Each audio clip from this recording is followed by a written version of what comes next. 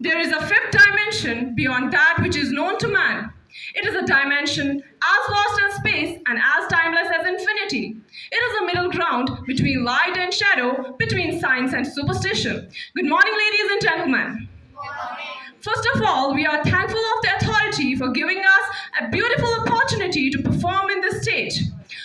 We are the students of the Lee Square High Secondary School Ishbin Ishad. We are going to perform under the sub-theme Superstitions in Our Society. So let me introduce all of you to the characters. I am Said Shaslam from class 10th and I am playing the role of mother here. He is Umad playing the role of neighbor. She is Aman Mushtaq playing the role of second daughter. Anamta playing the role of daughter. Zainab playing the role of first daughter. Takwa playing the role of saint, and Arisha playing the role of saint's assistant. Abrar who is playing the role of father. Thank you. Hope you will enjoy our program.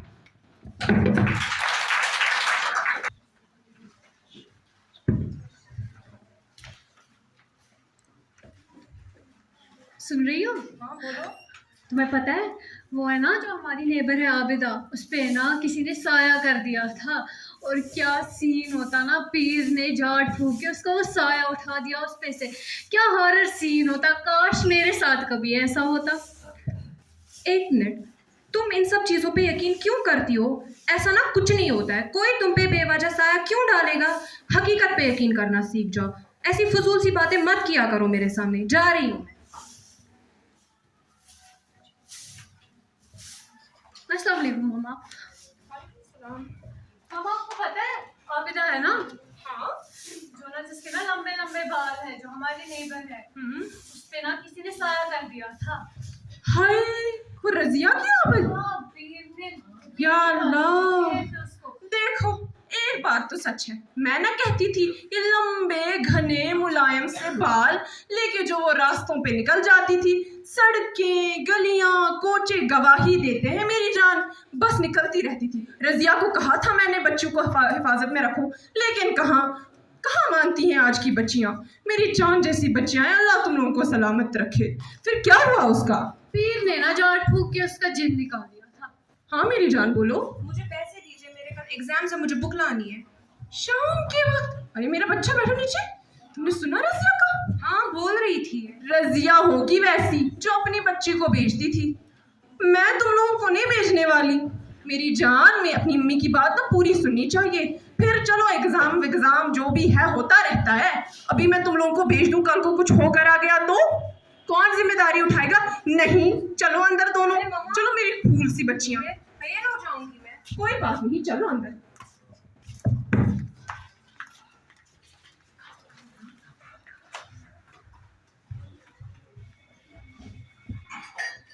मोहतरमा, जी जरा मेरे लिए चाय का एक cup ला दो। अस्सलाम वालेकुम। वालेकुम सलाम। अस्सलाम वालेकुम बाबा। वालेकुम सलाम बेटा, स्कूल गई थी आज? जी बाबा। बाबा आपको पता है, मामा से बोला था पैसे दीजिए, मेरे कल एग्जाम है, बुक लानी है मुझे। बोल रही है आबिदा पे किसी ने साया कर दिया है, कुछ है किसी को कुछ है, तुम पे भी होगा। जरूरी तो नहीं है ना, कोई बेवजह मुझसे साया क्यों करे? जरा मुझे बताओ, शाम को क्या लड़कियां बाहर जाती है? कौन सी लड़की शाम को बाहर जाती है? अरे बाबा मुझे 10 लोग 1000 बातें करेंगे, बोलेंगे फलानी की बेटी शाम को बाहर घूम रही है। काम बातें करना है ना बाबा। स्कूल गई थी ना आज, वहीं से लाना था, मैं बाद में पैसे दे देता। नहीं जानते हैं वो मुझे। नहीं शाम को बाबा, मैं बाहर नहीं आपको बोल जाते। रही हूँ, उसको बाहर मत भेजा करो ये शाम को। पता नहीं कौन कौन से साया लेके आ जाएगी, हाँ, बैठ जाएगी घर छोटी में। बहन सही कह रही है। तुम्हारी मुसीबत तो हमारे साथ भी आ जाएगी बाद में। तुम तो चुप बैठ। मैं भी पढ़ती हूँ ना, आराम से। थोड़ी तुम्हारी छोटी बहन है, आराम से बात करो। मैंने कहा आराम से बात करो, आराम से बात करो। नहीं रहना है जाओ मुझे। अंदर, सब पागल। जाओ अंदर। नहीं हाँ रहना है। जाओ अंदर। न पढ़ना है ना कुछ, सिर्फ घूमती रहती हो। वालेकुम सलाम। बेटी का क्या हाल हुआ?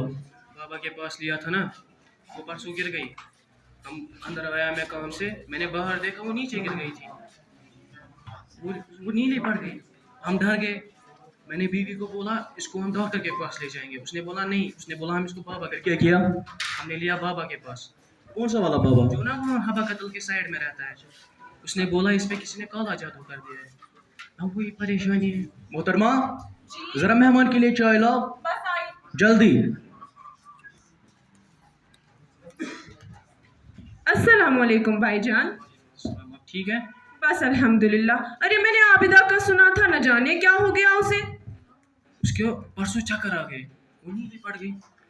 या अल्लाह, मगर भाईजान बुरा ना मानिएगा, एक बात कहती हूँ मैं, आपकी जो बेटी है ना दर बदर घूम रही होती थी, कभी कहाँ। भाभी को कहा था मैंने, मगर भाभी कहाँ सुनने वाली। भाभी कहाँ मानती है। अब उसको परसों लिया ना पापा के पास, उसने बोला इस पे किसी ने काला जादू कर दिया है। अल्लाह माफ करे भाईजान, बड़ी बातें तो मैं करती नहीं, आप जानते तो हैं मुझे। ये काम जरीना का है, उसके बिना कौन ही करेगा। अभी परसों की बात है, नई नवेली फ्रेश मॉडल फ्रेश मॉडल। वही जो भी है, वही हमने नई गाड़ी निकाली। अभी जरीना की नजर पड़ी तो अल्लाह माफ करे, पूछिए आप क्या हो। आपको जो पता है, परसों गाड़ी लाई सफेद रंग की, हमने बाहर ही रखी। मैंने सोचा कल बाहर जाएंगे बीवी बच्चों को लेके घूम ले। जब सुबह उठे तो गाड़ी का एक टायर ही पंक्चर हो गया था। परसों ये लाई थी। उसकी वो सिर्फ खिड़की पे बैठी होती हाँ, जो भी बाहर जाता है देखती रहती है। अभी अल्लाह की कसम भाईजान, अपने दिल पे पत्थर रख के मैं अपनी बच्चियों को घर के अंदर रखती हूँ।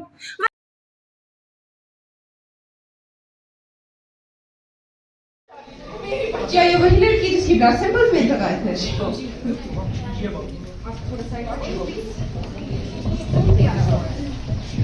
ये कुछ बोल क्यों नहीं रही है?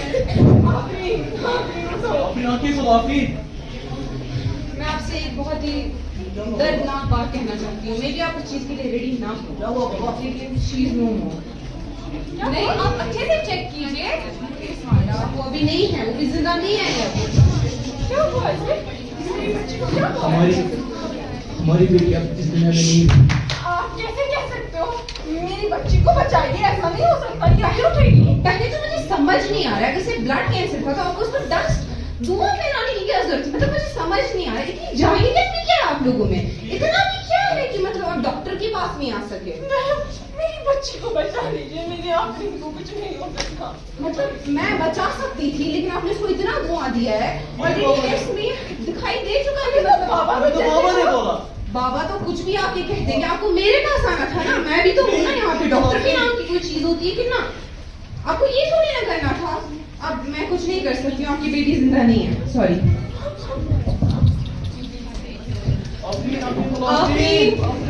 आफरीन, तुम मुझे छोड़ के क्यों चली गई? काश तुम आज मेरे पास होती, हम एक साथ खेले बड़े। लेकिन मेरे मामा बाबा की जाहिलियत की वजह से तुम मेरे साथ आज नहीं हो, तुम इस दुनिया से चली गई। After that,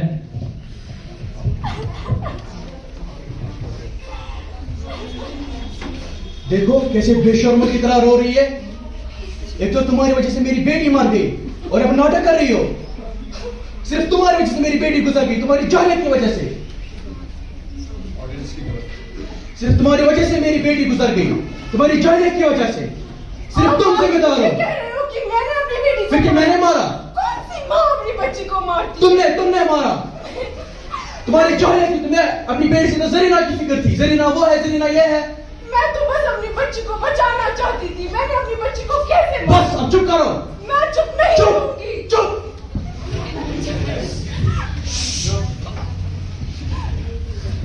ये कह सकते हो आज आपकी मेरी गलती है, लेकिन ये आप भी जानते हो कि आपका कितना कसूर था।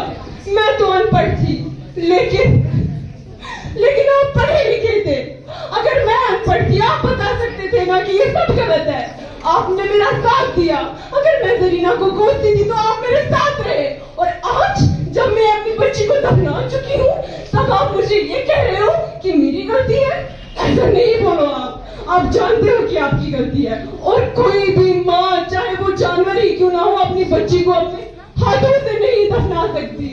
सबसे बड़ी बात तो ये है कि हमने अंधविश्वास किया, डॉक्टर पे यकीन नहीं किया, बल्कि उस बाबा पे यकीन किया, और वो ढोंगी बाबा अपना खर्चा निकाल कर चला गया। शायद मैं बोल गया था, जितनी गलती तुम्हारी है उतनी मेरी भी है। यहाँ तक कि अब मैं ये सोचता हूँ कि सारी गलती मेरी है। तुम तो अनपढ़ थी, मैं पढ़ा लिखा था, मगर फिर भी मैं समझ नहीं पाया। हमने इस पूरा अंधविश्वास अपने बाबा पे किया, हमें पता ही नहीं चला हमारी बेटी को आखिर है क्या ये अल्लाह ताला को करना था। अब इसमें क्या कर सकते हैं। This is how the story ends. And your message for all the society is stop these superstitious beliefs. Drive out the superstitions that has covered your minds. Let us be brave, know the truth, and practice the truth.